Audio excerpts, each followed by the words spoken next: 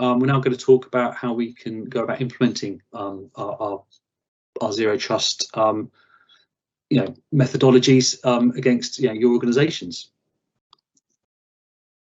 So we start with nice 3 easy steps, but being able to assess, plan and enable, and that's very much trying to understand your maturity, your understandings of the zero trust environment, and kind of understand where we are at this point. We're assessing where we are, what we need to do, and then we can start making plans to go forward. We can then start understanding, okay, we're quite immature or we're quite mature.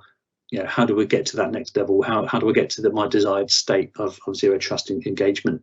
And that planning will go hand in hand with partners like ourselves and Microsoft to make sure that you get to that next stage, which is enable, which is where we start implementing the plans that we made. We started seeing real deliverables within your organization, and you can start measuring progress against security postures and secure score identifications and assessments and things like that, vulnerability scans, just to demonstrate we are enforcing these controls and we're seeing tangible benefits to my organization. So the discovery will very much set that zero trust and Microsoft approach, and set objectives and strategies within your organization through workshops, understanding personas and zero trust maturity, and also looking at security operations within your environment, how you currently deal with things, and any potential gaps, and looking at zero trust enablement backlogs and reviews of that too.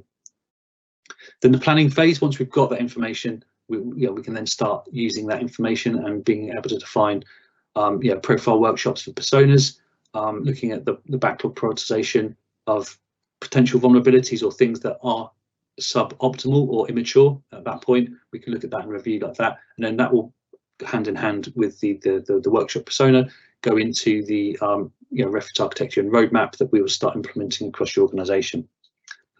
And what does that look like in terms of products from Cloud Direct? So as we've heard in this webinar, zero trust is complex and it involves many considerations. So our mission at Cloud Direct is to simplify that as much as possible. You've seen all the different pillars, all the different technologies that we've banded about. It's probably a bit of a sea of mess at this point.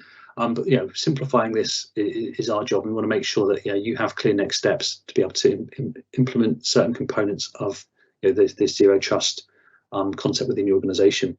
So the starting point is this health check. It's your next actionable step, which is a complimentary session. You'll have access to our architects, our consultants, our specialists in zero trust. It's only about 60 minutes, but it's a one-to-one workshop, so it's not a pooled workshop where you get to air your dirty laundry in front of others. This is a very intimate one-to-one workshop where we'll walk you through some health check questions that we'll go through so that we do have a foundation of maturity and readiness. And it will also give you visibility of areas where you're likely to prioritise or increase maturity of certain components. So if for example, your endpoint is weak, then we can concentrate on there. And we can start looking at the next phase as well.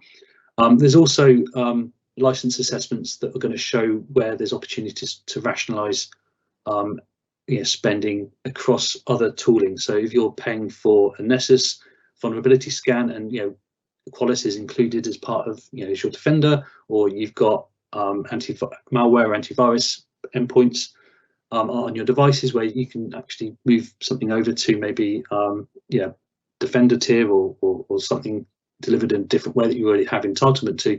We'll also make recommendations on where potential cost savings will give you better visibility and security enhancements as well. Up and down. There we go. Beyond that, we have a zero trust assessment, which will go deeper than the health check, and it will give deeper insight into your security vision to align high-level business growth ambitions with the zero trust priorities.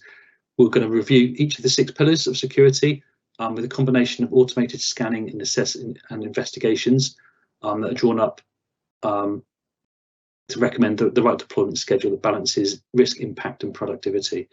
A deployment plan will then roll out priority tooling to bringing you up to your desired target state. Hand in hand with a potential managed service support will help maintain resilience and bridge any operational skill gaps that you have within your organisation as well. So hopefully that identifies some clear next steps for you, and where you should go from here. And if you're interested in the health checks and the zero trust assessments, I'm sure our teams will be in touch after this event. But if not, then you have Dimitri's information.